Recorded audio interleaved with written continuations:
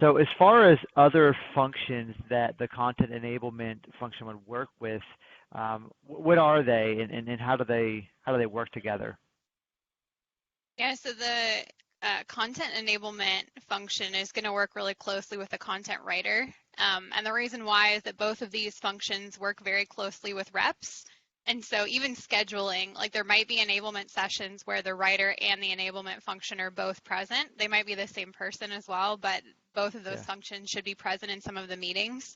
The content manager also, it's really important, especially when the feedback loop reverses. So when the content enablement person gets feedback from reps, they're going to pass that up to the content manager and the It's writer like as the well. the end around in the football game, right? You don't. Yeah, that's important to note because you have to have that. You have to have that happen. So there has to be feedback that comes.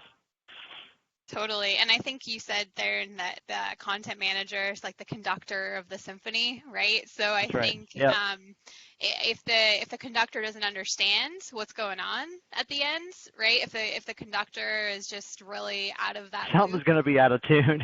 and they're not going to be Yeah. able to correct the process further up the chain, right? If they're getting feedback from reps, for example, that says, hey, Right. we're getting this general content and I'm not going to send anything that's not industry based. And so that content manager can then say, okay, well, we don't have that in our plan. We don't have that in our content roadmap. And so that's even a higher level strategy thing that needs to be figured out with the content owner.